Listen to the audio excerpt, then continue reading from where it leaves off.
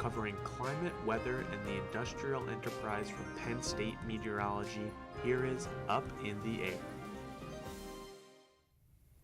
Welcome to another episode of Up in the Air. I am Chris Landolfi. Joined with me at the desk is Logan Westrup. And Logan, we have another extra hour of daylight as this past weekend, we saw daylight saving, and now, you get out of your class at 5 o'clock and it's not completely dark yet, which is really just a great thing. Yeah, it's so nice, and it's definitely a sign that winter is coming to an end soon and that spring is coming in the near few weeks. And it's also going to be that warmer weather is on its way as well. Yeah, I'm looking forward to that. And Vivian Rennie will be here on the Climate Wall later. She'll give us an outlook for the first week of astronomical spring. Of course, we're already in meteorological spring, but the first week of officially spring is in the outlook. But first, we'll have features on shark migrations, household pollution, and energy from raindrops. And we'll have all that and more, but here's first an update in the air.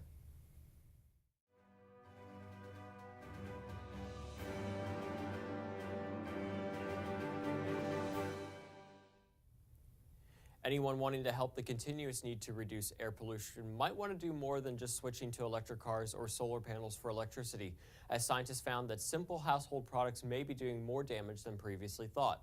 But those room air fresheners really work well, right? They aren't really working against pollution. Other common household products responsible for carrying chemicals into the air are paint products, cleaning supplies, along with hairsprays. These sweet and senseful products now contribute as much to lung-irritating ozone and to tiny airborne particulates as does burning of gasoline or diesel fuel. As chemist at the Cooperative Institute for Research in Environmental Sciences, Brian McDonald says, steps to clean up car exhaust over the past few decades have had a huge effect, resulting in the sources of air pollution becoming more diverse. With gasoline and diesel emitting the most pollution, these products are responsible for 38% of volatile organic compound emissions, contributing to the production of ozone. NASA is continuing its mission to assist the National Oceanic and Atmospheric Administration with providing modern weather satellites to the United States. On March 1st, NASA successfully launched a rocket carrying the GOES-S satellite from Cape Canaveral. This is the second of the modern generation of satellites. GOES-R was launched back in November of 2016 and became GOES-16, which sits at 75 degrees west and provides a snapshot of the atmosphere in the eastern United States. Once GOES-S reaches orbit, it will be designated as GOES-17 and be placed at 137 degrees west, where it will monitor the weather for the western United States. There are two more planned launches for modern satellites slated for 2020 and 2022, when NASA will launch GOES-T and GOES-U. The first U.S. weather satellite was launched in 1974, and since then, satellites have been instrumental in weather prediction. This means that the United States must ensure that it can continue to launch newer satellites to help continually increase accuracy in weather forecasting. Rainy days are never fun except when you're able to sit at home and relax on your couch. Watching the raindrops hit against your windows, though, scientists are presenting news on new technology that could allow for these raindrops falling on your windows to be turned into energy with every single drop. The innovation would be based on the triboelectric effect, which allows the generation of an electric charge due to friction.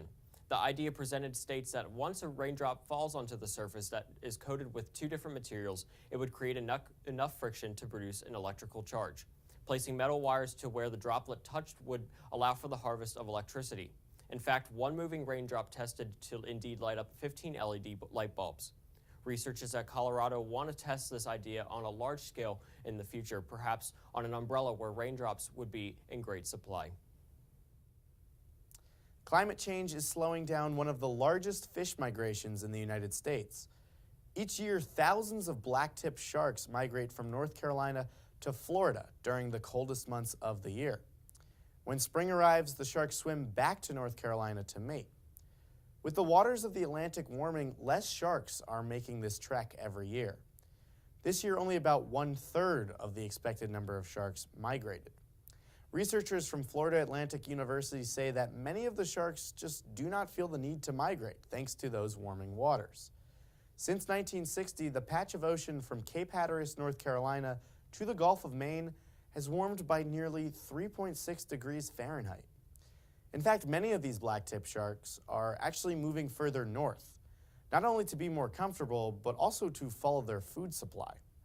This disrupts much of the ecosystem along the coast of Florida, which depends upon these sharks to preserve coral reefs and seagrasses.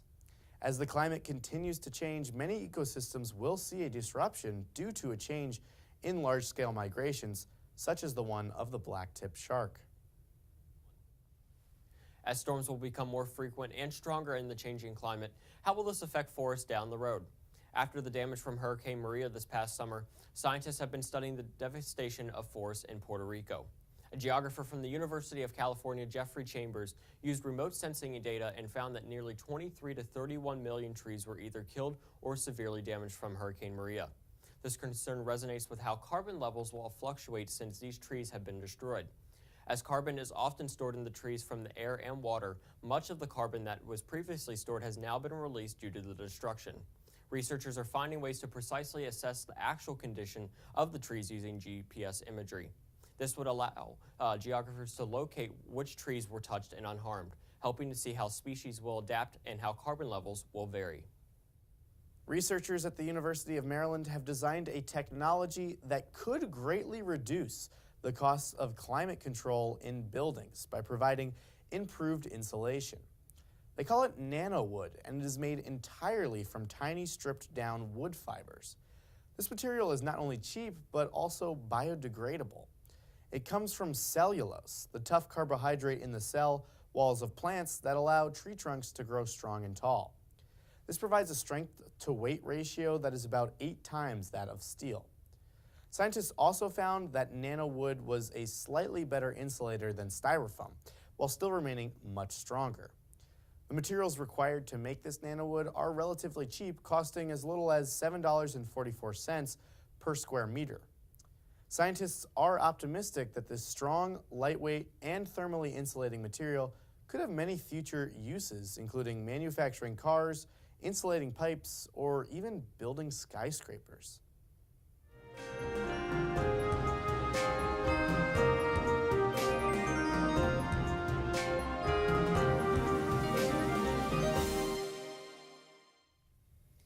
Welcome back to the show. We now have a feature by Adis Juklo on snowfall in the Northeast. Frigid cold, crippling winter storms, just some of the things Old Man Winter brings each season. Or does he? For much of the Northern Hemisphere, snowfall frequency and intensity during the cold season has increased since 1950. But a recent study shows a decrease in snowfall over much of the northeastern United States since 2000. Bill Syret is the manager of the Joel Myers Weather Center. He also keeps track of historical weather data in State College. We've had a few off years for snow lovers, definitely. But 2003, 2004, we had a couple winters with 70 to 80 inches of snow. In the 2010s, there's been no really high snowfall totals. With the storm track now further north, the axis of heaviest snow has shifted across the northern Great Plains and Great Lakes. Warm lake waters still contribute to impressive lake effect snow in northwest Pennsylvania, northeastern Ohio, and western New York. But the inconsistency of snowstorms does bring attention. Why have nearly 80% of weather stations across the continental U.S. recorded an increase in winter precipitation falling as rain instead of snow since 1949? Part of the reason? Increased blocking and a strengthening ridge of high pressure over the southeastern United States. With the Arctic warming as rapidly as it is, and the temperature gradient between the low and high latitudes decreasing, that causes a weakening of the jet stream, and you can get these patterns that are called blocking patterns, and we've had some months that have been much warmer than average, and we happen to be in the warm part of that block. So yeah, it works both ways, but the odds are tilted toward warmer than average.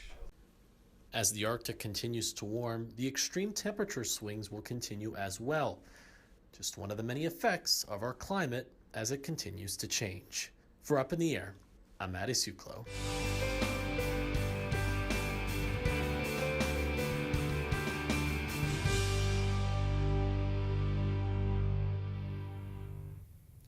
welcome back to the show. So Logan, last week we had off because we had our spring break here, not only at the university, but our spring break for Up in the Air. Did you get to do anything fun over spring break? Well, I went home for my break, and it was my 21st birthday, so I was able to spend time with some family and friends over break, and it was nice to be home with everybody and catch up and have a little bit of relaxation throughout the whole entire week. How about you, Chris? I had a great spring break, a little colder in West Virginia still, right? A little bit as we get into the coming days where we'll eventually see the spring peak out, but I did get to cheat a little bit. I got to go down to the Bahamas and I know.